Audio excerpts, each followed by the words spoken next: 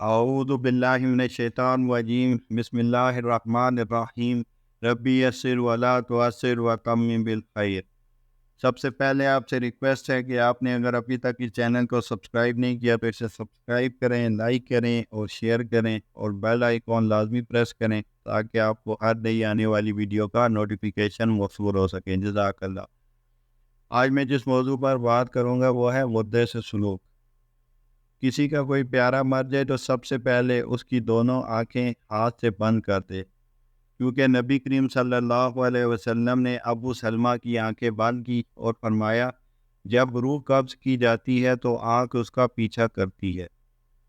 دوسرا، میت کا بوسہ لے سکتے ہیں اور غم میں آنسو بہا سکتے ہیں، مگر نوحہ یعنی رولا بین نہیں ڈال سکتے۔ وہاں خیر کے کلمات ہی کہنے ہیں کیونکہ فرشتے اس وقت آمین کہہ رہے ہوتے ہیں۔ میت پر چادر دے دیں۔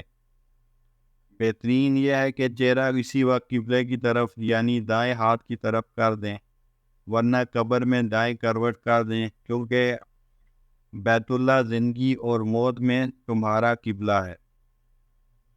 کسی بھی کپڑے یا پٹی کو سر سے گھما کر تھوڑی جبڑے وغیرہ سے لاتے ہوئے زور سے باندھ دیں۔ ہاتھ اور پاؤں سیدھے کر کے دونوں پاؤں کے انگوٹھوں کو اکٹھا کر کے کپڑے سے باندھ دیں، ورنہ جسم ٹھنڈا ہو جانے پر آنکھیں اور منہ کھلا رہ جائیں یا جسم ٹیڑھا میڑھا ہو تو میت بدصورت لگتی۔ پیٹ اگر پھولنے کا اچھا ہو تو اس پر بھاری لوہا یا گیلی مٹی رکھ دیں، مگر اتنے وزن کی کہ میت کو تکلیف نہ ہو۔ دنیاوی طور پر مشورہ ہے کہ مرنے والے گھر سے ساری قیمتی چیزیں اکٹھی کر کے محفوظ جگہ پر رکھ دیں۔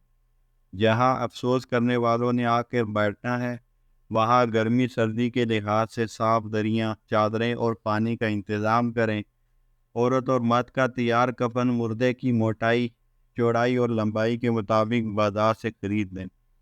اگر قبرستان دور ہے اور آپ کے دوست رشتہ دار جنازے کو کندھا دینے والے نہیں ہیں تو ٹرک یا مزدہ کا بندوبست بھی کر لیں۔ قبر کا بندوبست جلدی کریں کیونکہ آج کل قبر ڈھونڈنا مشکل کام ہے۔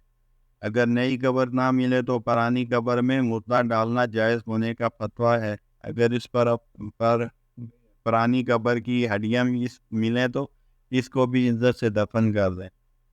اگر حکومت علماء کرام سے فتویٰ لے کر پرانے قبرستان بلڈوز کر کے نئے بنا دے تو بہتر ہوگا۔ اس سے قبرستان مافیا، نشئی مافیا، غیر قانونی مافیا کا بھی خاتمہ ہوگا۔ اگر کوئی رشتہ دار کفن دفن کر دیتا ہے تو اس کی محبت ہے، البتہ میت کی تجہیز و تکفین اس کے اپنے پیسوں سے ہونی چاہیے۔ دوسرا، قرض کی ادائیگی اور 1/3 سے وصیت پوری کرنے کے بعد جو مال باقی بچ جائے اسے ورثاء میں تقسیم کیا جاتا ہے۔ مشورہ ہے کہ اپنے کسی بھی پیارے کے مرنے والے دن ہی اس کی جائیداد کا حساب لگوائیں اور آپس میں بہن بھائی بیٹھ کر تقسیم کا فیصلہ کریں، اور اگر ایسا نہیں کرتے تو بعد میں رونا نہیں بلکہ والدین کو اپنی اولاد کو مرنے سے پہلے سمجھا کر جانا چاہیے۔ اللہ تعالی ہمیں اس پر عمل کی توفیق عطا فرمائے۔ وآخر دعوانا الحمد للہ رب العالمین۔